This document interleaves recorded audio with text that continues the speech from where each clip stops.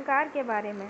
लेकिन उससे पहले ये जान लेना ज़रूरी है अलंकार होता क्या है और ये इसका शाब्दिक अर्थ क्या है, मतलब इसका अर्थ क्या है वो हम समझ लेते हैं। जैसा कि यहाँ दे रखा है अलंकार। अलंकार दो शब्दों से मिलकर बना हुआ है, अलम प्लस कार।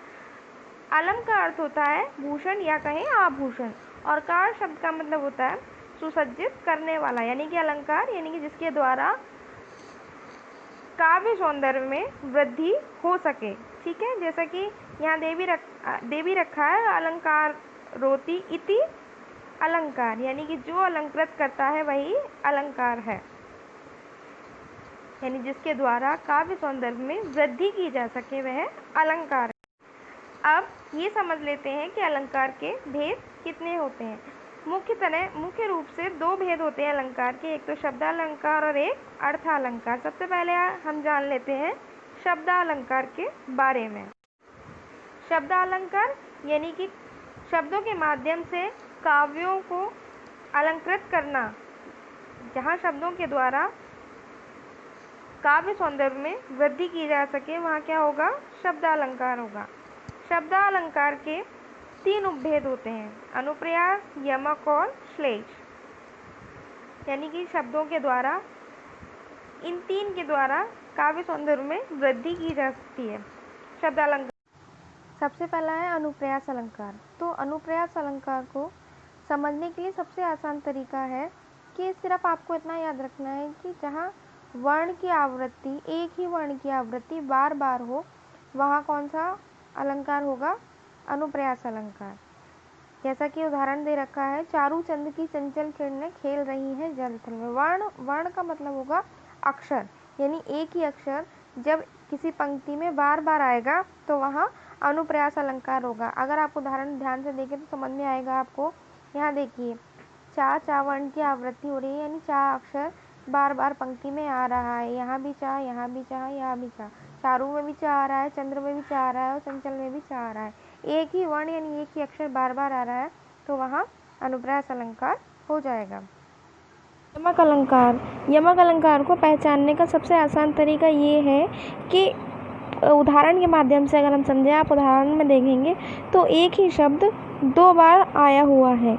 घटा शब्द जो है वो दो बार आया हुआ है, तो लेकिन दोनों ही बार क्या है, मतलब अलग अलग है। ठीक है ना, तो यही ट्रिक भी है यमक अलंकार को पहचानने की कि कोई भी पंक्ति होगी उसमें एक ही शब्द दो बार आएगा लेकिन अर्थ दोनों ही बार अलग होगा। तो जहाँ एक ही शब्द दो बार आए और हर बार जो अर्थ है वो अलग होगा, वहाँ यमक अलंकार होगा। अगला है श्लेष अलंकार। श्लेष का मतलब होता है चिपका हुआ, और इसे पहचानने का तरीका है कि जहाँ पंक्ति दे रखी होगी श्लेष अलंकार में, वहाँ पर एक ही शब्द दो से ज़्यादा बार आएगा या फिर एक ही शब्द के दो से ज़्यादा अर्थ निकलेंगे।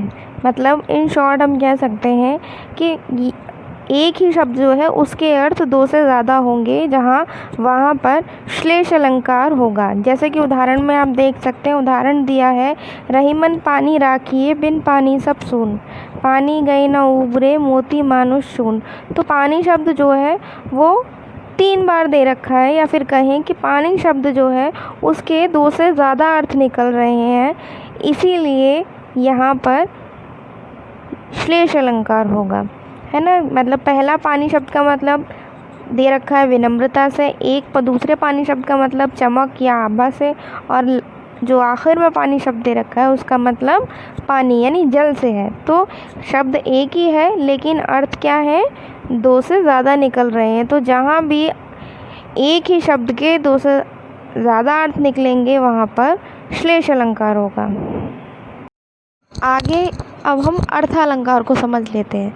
सबसे पहले तो ये समझना ज़रूरी है अर्थालंकार का मतलब क्या है। अर्थ, जैसा कि नाम से ही पता चला, अर्थ अलंकार, यानी कि जब हम कविता करें, मतलब जो भी कविता हम पढ़ें या फिर लिखें, ठीक है ना, उसका जब हम अर्थ निकालें तो कविता की जो सौंदर्य है या कविता का जो सौंदर्य है वो हमें पता चले, है ना। यानी अर्थों के माध्यम से कविता की सुंदरता का जब हमें पता चलेगा तो वहाँ क्या होगा, अर्थालंकार होगा। और अर्थालंकार 5 प्रकार का होते हैं, ठीक है ना। अर्थालंकार के जो प्रकार हैं वो 5 हैं जो आपको पढ़ने हैं। होते तो और भी हैं लेकिन आपको सिर्फ 5 ही पढ़ने हैं। तो पहला है उपमा अलंकार, दूसरा है रूपक अलंकार, तीसरा है उत्प्रेक्षा अलंकार, चौथा है अतिशयोक्ति अलंकार और पांचवा है मानवीकरण अलंकार। तो सबसे पहले हम उपमा अलंकार के बारे में समझते हैं।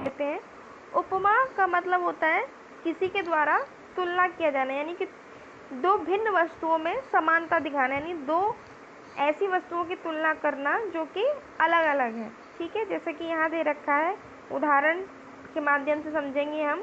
कर कमल सा कोमल, कर यानी कि हाथ, कमल सा यानी कमल के समान, और कोमल यानी कोमल है, यानी कि हाथों को यहाँ इन पंक्तियों के द्वारा कमल के समान कोमल बताया जा रहा है, ठीक है।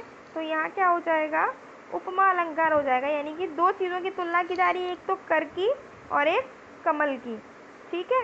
दो चीज़ों की तुलना की जा रही है, कर का मतलब हाथ और कमल का मतलब कमल यानी फूल, ठीक है। तो यहाँ दो चीज़ों की तुलना की गई, दो भिन्न चीज़ों की तुलना की जा रही है, एक जैसा दिखाने की कोशिश की जा रही है, वहाँ उपमा अलंकार होगा। और इसे पहचानने का सबसे आसान तरीका है कि कोई भी जहाँ काव्य पंक्ति दे रखी होगी उपमा अलंकार से जुड़ी हुई, तो वहाँ क्या होगा, सा, से, सी, से ऐसे शब्दों का प्रयोग किया जाएगा पंक्ति में।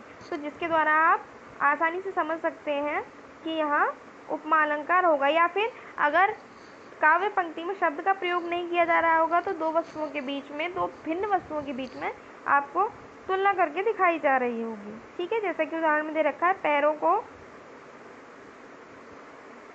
कमर के समान कोमल बताया गया है। अगला रूपक अलंकार। रूपक अलंकार को समझने से पहले हमें थोड़ा सा इसकी परिभाषा को समझ लेना चाहिए। रूपक अलंकार में क्या होता है, उपमेय और उपमान में अभेद दिखाया जाता है, यानी कि उपमेय और उपमान यानी कि जिसकी तुलना की जा रही है और जिससे तुलना की जा रही है उन दोनों में भेद नहीं दिखाया जा पाता है, यानी कि समानता न दिखाकर एक जैसा ही दिखा दिया जाता है। वहाँ क्या होता है, रूपक अलंकार होता है। जैसे मैया मैं तो चंद खिलौना लेऊं, अगर उदाहरण को हम इसका अर्थ समझेंगे तो क्या होगा, चंद्रमा एवं खिलौने में समानता न दिखाकर चांद को ही खिलौना बता दिया गया है, ठीक है। तो जहाँ पर भेद नहीं हो पा रहा हो वहाँ पर क्या हो जाएगा, रूपक अलंकार हो जाएगा, ठीक है। चंद्र और खिलौना यानी चांद को ही क्या मान लिया गया है, खिलौना मान लिया गया है। यहाँ भेद नहीं दिखाया जा पा रहा है, इसलिए भेद नहीं हो पा रहा है, इसलिए क्या हो जाएगा, यहाँ रूपक अलंकार हो जाएगा। उत्प्रेक्षा अलंकार। उत्प्रेक्षा अलंकार में क्या होता है, उपमेय और उपमान की संभावना का वर्णन होता है, और इसे पहचानने का सबसे आसान तरीका है, उत्प्रेक्षा अलंकार में मानो, मनु, जानो, जनु ऐसे जो शब्द हैं पंक्ति में बहुत आते हैं। अगर ये सारे शब्द आ रहे हैं पंक्ति में तो सीधे सीधे याद रखना है कि वहाँ उत्प्रेक्षा अलंकार होगा।